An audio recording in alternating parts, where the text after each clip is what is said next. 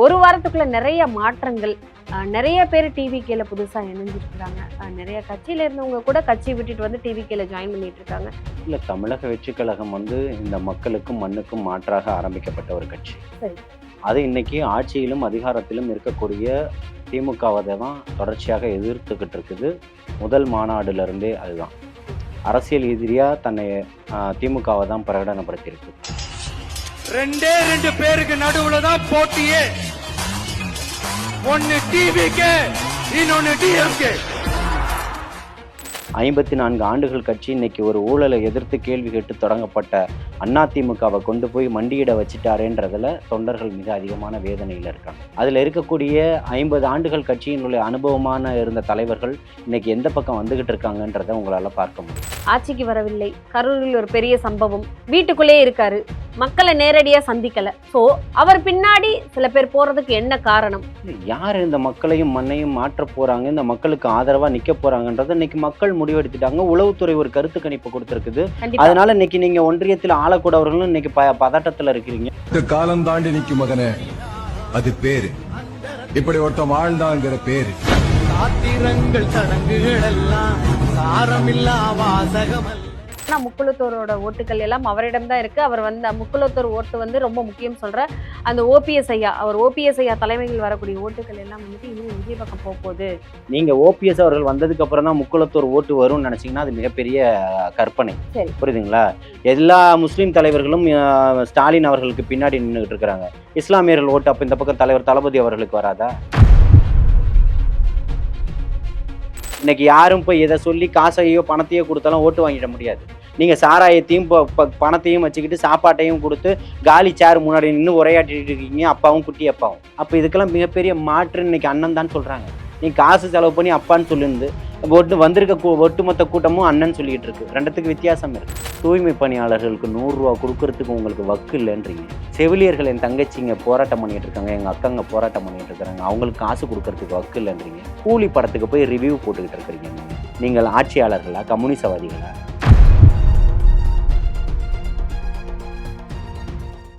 வணக்கம். இன்னைக்கு நம்ம யாரை சந்திச்சு பேச போறோம்னா டிவிகே ஆதரவாளர் ஜலீல். அவங்க கிட்ட நிறைய விஷயங்கள் வெளியே புதுசு புதுசா சொல்லிட்டு இருக்காங்க. டிவிகேல நிறைய பேர் இப்போ ஜாயின் பண்ணியிருக்கிறாங்க. நம்ம இவங்க போய் ஜாயின் பண்ணுவாங்களா அப்படின்னு நினைக்கக்கூடியவங்க எல்லாமே டிவிகேல ஜாயின் பண்ணிருக்காங்க. இதுக்கப்புறம் என்ன விஷயங்கள்லாம் நடக்க போகுது, எங்கெங்க என்னென்ன வெடிக்க போகுது அப்படிங்கிறத கேட்டு தெரிஞ்சுக்கலாம் வாங்க. வணக்கம் சார்.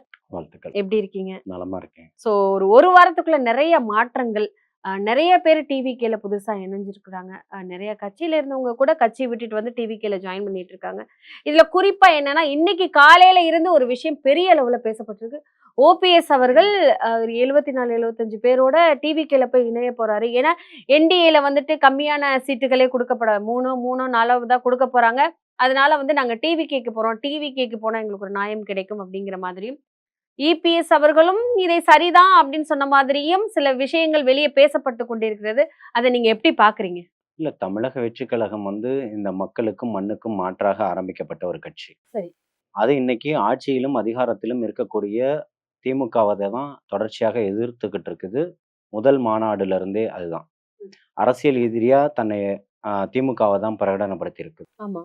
இன்னைக்கு இருக்கக்கூடிய ஆட்சியில் இருக்கக்கூடிய கட்சியை தான் விமர்சனம் செய்யணும்னு தொடர்ச்சியாக விமர்சனம் செஞ்சுக்கிட்டு இருக்குது தமிழக வெற்றிக் கழகம். இன்னைக்கு தமிழக வெற்றிக் கழகத்துக்கும் திமுகவுக்கும் தான் நேரடியான போட்டி அப்படின்றத பலமுறை பதிவு செஞ்சுக்கிட்டு இருக்கு. ஆமா. அப்படி இருக்கக்கூடிய காலகட்டத்தில் இருக்கக்கூடியவர்கள் இன்னைக்கு 54 ஆண்டுகள் கட்சின்னு சொல்லி இன்னைக்கு பாசிசவாதிகளோட இன்னைக்கு அடிமை சாசனம் எழுதி கொடுத்துட்டு 54 ஆண்டுகள் கட்சி இன்னைக்கு ஒரு ஊழலை எதிர்த்து கேள்வி கேட்டு தொடங்கப்பட்ட அதிமுகவை கொண்டு போய் மண்டியிட வச்சுட்டாரேன்றதுல தொண்டர்கள் மிக அதிகமான வேதனையில் இருக்காங்க. அதுல இருக்கக்கூடிய 50 ஆண்டுகள் கட்சியினுடைய அனுபவமான இருந்த தலைவர்கள் இன்னைக்கு எந்த பக்கம் வந்துகிட்டு இருக்காங்கன்றத உங்களால பார்க்க முடியும். இதுல ஒரு கேள்வி என்ன சொன்னா, இத்தனை நாள் எடுக்காத முடிவு ஏன் இப்ப எடுக்கணும்? இத்தனை நாள் அவங்களுக்கு கீழே தானே இருந்தாங்க. நீங்க இப்ப வந்து ஜாயின் பண்ணணும்னு சொல்லக்கூடிய கட்சி அவங்களுக்கான அங்கீகாரம் இல்ல. அவங்களுக்கான அங்கீகாரம் ஏன் தெரியல? எத்தனை நாள் தெரியலையா? நம்மளுக்கான அங்கீகாரம் இல்ல, நம்ம அதை அடிமைப்படுத்தப்படுகிறோம் அப்படிங்கறது அவங்களுக்கு இத்தனை நாள் தெரியலையா? அடிமையா இருப்பது தவறல்ல, அடிமை என்பதை உணராததே தவறுன்றாரு அம்பேத்கர். இன்னைக்கு உணர்ந்து இருக்கிறாங்க, அவ்வளவுதான், வெளியில வராங்க. ஓகே. அப்படிதான் அதை எடுத்துக்கணுமே தவிர்த்து இன்னைக்கு அவருக்கு ஞானம் பிறந்திருக்கு. புரியுதுங்களா? நான் வந்து அவர் தாவேகாக்கு இல்ல வராரு இல்ல ஞானம் பிறந்திருக்கா? இதுக்கு பின்னாடி வேற ஏதாவது திட்டங்கள் இருக்குதா? இல்ல திட்டங்கள் தீட்ட வேண்டிய எந்த அவசியமும் தமிழக வெற்றி கழகத்துக்கு இல்ல. ஓகே. புரியுதுங்களா? இன்னைக்கு திமுக கூட்டணியும் உடையும்னு சொல்லியிருக்கிறேன். இதுக்கு பின்னாடியான திட்டம் இருக்கா? வரக்கூடிய காலகட்டத்திலும் இருக்கக்கூடிய இன்னைக்கு தேர்தல் நெருங்கக்கூடிய காலகட்டம் ஆயிடுச்சு. 2026 ஜனவரியில இந்த டிசம்பர்ல மிகப்பெரிய பிரேக்கிங் நியூஸ் எல்லாம் உண்டுன்னு சொல்லிட்டேன். இன்னைக்கு இந்த தகவல் தான் பிரேக்கிங் நியூஸ்ல போயிருக்கும்னு நான் நினைக்கிறேன் இல்லையா? இல்ல மார்னிங்ல இருந்து அதான் போயிட்டு இருக்கு. அததான் சொல்றேன். நேத்து ஒரு பிரேக்கிங் நியூஸ். அந்த மாதிரி தொடர்ச்சியான பிரேக்கிங் நியூஸ்ல தொடர்ச்சியா தமிழக வெற்றிக் கழகம் இந்த ஒட்டுமொத்த மீடியாவையும் தன்னுடைய பிரேக்கிங் செய்தியாலையும் தாவேக்காவால தான் இது முடியுன்றதுலயும் இன்னைக்கு ஒட்டுமொத்த மீடியாக்களுமே இன்னைக்கு அதுதான் பிரேக்கிங் நியூஸா போட்டுட்டு இருக்கு. கடைசி வரைக்கும் ஒரு கேள்வி மட்டும் எல்லா இடங்களிலும் இருந்து எல்லா சைடு இருந்துமே நிறைய புள்ளிகளாக இருக்கட்டும், அரசியல் விமர்சகர்களாக இருக்கட்டும், நிறைய விஷயங்கள் கேக்குறாங்க. ஆட்சிக்கு வரவில்லை, கரூரில் ஒரு பெரிய சம்பவம், வீட்டுக்குள்ளே இருக்காரு, மக்களை நேரடியா சந்திக்கல. சோ அவர் பின்னாடி சில பேர் போறதுக்கு என்ன காரணம்? அவர் ஏன் இவங்களெல்லாம் வந்து அவங்க கட்சிக்கு வந்துட்டு அழைப்பு விடுத்து கூப்பிடணும் அப்படிங்கிற நிறைய கேள்விகள் வருது. அதுக்கு என்ன பதில் சொல்றீங்க? இல்ல யாரு இந்த மக்களையும் மண்ணையும் மாற்ற போறாங்க, இந்த மக்களுக்கு ஆதரவா நிக்க போறாங்கன்றத இன்னைக்கு மக்கள் முடிவெடுத்துட்டாங்க. உளவுத்துறை ஒரு கருத்து கணிப்பு கொடுத்திருக்குது. கண்டிப்பா. அதனால இன்னைக்கு நீங்க ஒன்றியத்தில் ஆளக்கூடவர்களும் இன்னைக்கு பதட்டத்துல இருக்கிறீங்க. நேத்து நயனார் நாகேந்திரன் அவர்களுடைய பேட்டி உங்களுக்கு சான்றா இருக்கு. இன்னைக்கு தமிழிசை சவுந்தரராஜன் இன்னைக்கு அதை பத்தி பேசியிருக்கிறாங்க. எடப்பாடியார் திருப்பியும் பேசுறாரு. அவரு திட்டவட்டமா உங்களுக்கு எனக்கு ஒத்தே வராது போங்கன்னு சொல்லிட்டாரு. தமிழக வெற்றி கழகத்தினுடைய தலைமையை எடப்பாடி ஏத்துக்க போறாரா? பாசிசத்தை எதிர்க்க கூடன்னு சொல்ல போறவரு இன்னைக்கு பாஜகவோட கூட்டணி வைக்க போறாரா? ரெண்டுமே ஆகாதது. ஆகாதவங்க ஊருக்கு போகாதவங்க சொல்லக்கூடிய கதை வழி.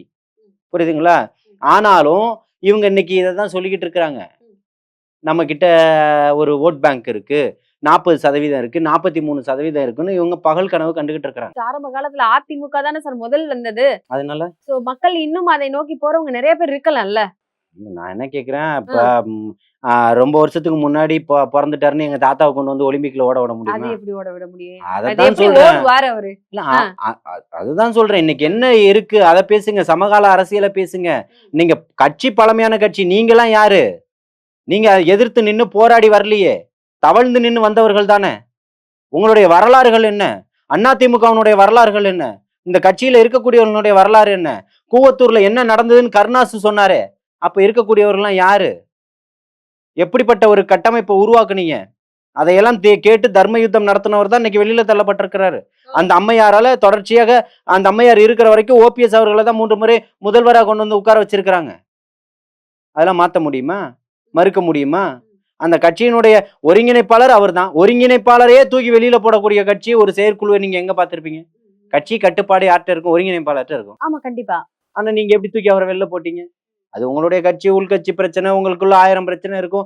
நீதிமன்றத்துல இருக்கும். உங்களுக்கு வந்து ஆதரவா ஒன்றிய அரசு செயல்படும். பாசிசவாதிகளோட நீங்க கூட்டணியில இருப்பீங்க.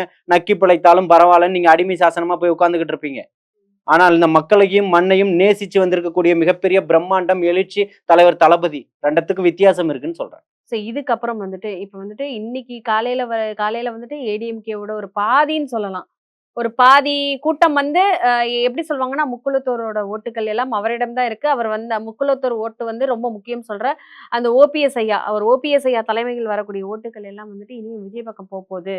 கண்டிப்பா வந்து இது ஒரு பெரிய மாற்றத்தை ஏற்படுத்தும். இதுக்குள்ள ஒரு பெரிய பிரச்சனைகள் வர ஓபிஎஸ் ஐயாவை தாண்டி நிறைய பேர் அவர் பின்னாடி போவாங்க அப்படின்னு சொல்லிட்டு தினகரன் அவர்கள், சசிகலா அவர்கள் நிறைய பேரை சொல்றாங்க. சோ இந்த மாதிரி எல்லாம் நடக்கிறதுக்கு வாய்ப்புகள் இருக்கா?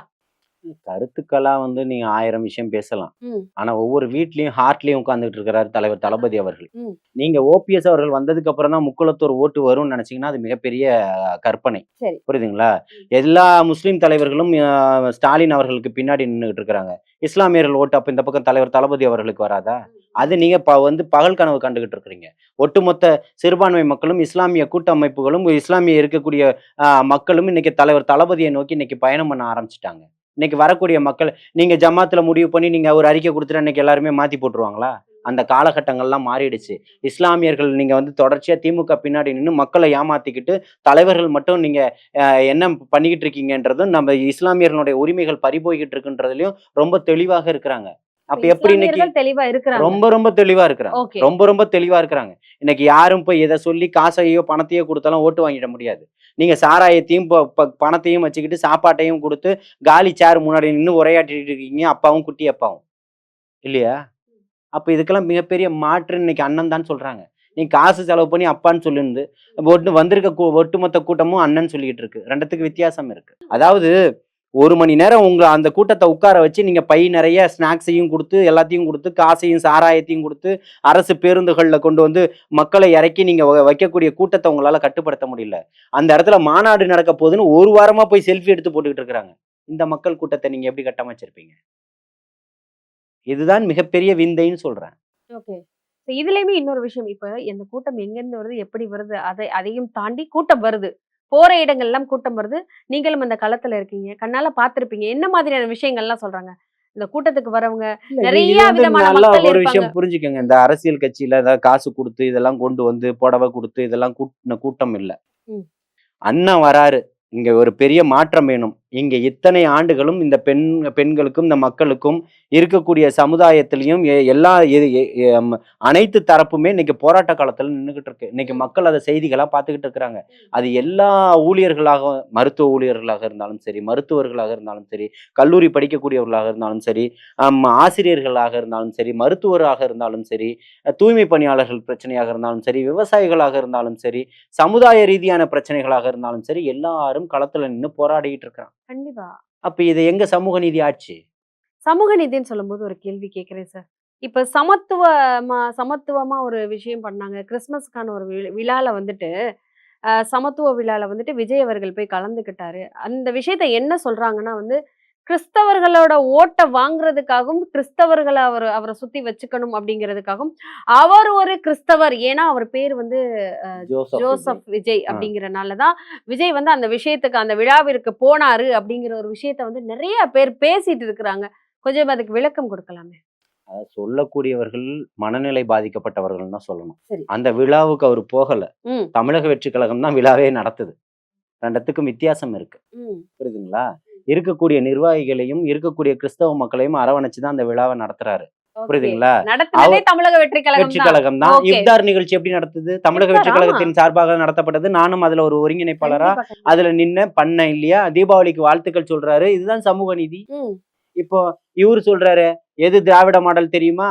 அன்னைக்கு நான் அங்க போனேன், இன்னைக்கு இங்க நின்னேன், நாளைக்கு அங்க வந்து சொன்னேன், அந்த ஹஜ்ஜி இல்லம் திறப்பு விழாக்கு வந்து கல் எடுத்து கொடுத்தேன். இதெல்லாம் சமூக நீதியா? இஸ்லாமியர்கள் ஏன் படுகொலை செய்யப்படுறான்? இஸ்லாமியர்களுடைய நீதி மறுக்கப்படுது. இஸ்லாமியர்களுடைய பள்ளிவாசல்கள் இடிக்கப்படுது. இஸ்லாமியர்களுடைய வீடுகள் இடிக்கப்படுது. இஸ்லாமியன் ஒரு ஆட்சியிலும் இல்ல, அதிகாரத்திலும் இல்ல, உங்க கட்சியிலும் இல்ல, கேட்டா அவனுக்கு சீட்டும் இல்ல. ம்.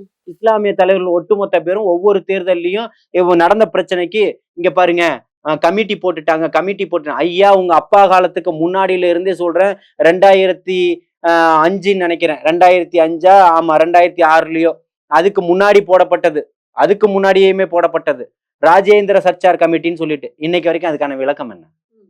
இஸ்லாமியர்களுடைய நிலை படு மோசமா இருக்குன்னு எனக்கு தெரிஞ்சு 15 வருஷத்துக்கு முன்னாடி 20 வருஷத்துக்கு முன்னாடியே கொடுத்துட்டாரு. இவர் போற பக்கமெல்லாம் ஹோர்டிங்ஸ் வச்சுக்கிட்டு போயிட்டு இருக்கிறார். உங்களுடன் ஸ்டாலின் சொல்லிட்டு. யாருடைய பணம்? அவங்க மகன் கேட்டாரு, அவங்க அப்பா வீட்டு பணமா? மக்களுடைய பணமாச்சே. மக்கள் பணம்னா அவருக்கு தெரியாதா? தூய்மை பணியாளர்களுக்கு 100 ரூபா கொடுக்கறதுக்கு உங்களுக்கு வக்கு இல்லைன்றீங்க. செவிலியர்கள் என் தங்கச்சிங்க போராட்டம் பண்ணிட்டு இருக்காங்க, எங்க அக்காங்க போராட்டம் பண்ணிட்டு இருக்கிறாங்க, அவங்களுக்கு காசு கொடுக்கறதுக்கு வக்கு இல்லைன்றீங்க. கூலி படத்துக்கு போய் ரிவ்யூ போட்டுக்கிட்டு இருக்கிறீங்க நீங்க. நீங்கள் ஆட்சியாளர்களா? கம்யூனிசவாதிகளா?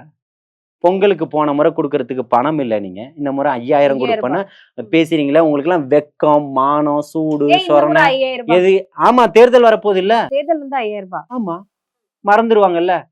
ஆண்களுக்கு சாராயம் இருக்கு கொடுக்கறதுக்கு, காசு இருக்கு தேர்தல்ல வந்து வேலை செஞ்சா கொடுக்கறதுக்கு. எதை கொண்டு அடிக்க போறான்றத பாருங்கன்ற.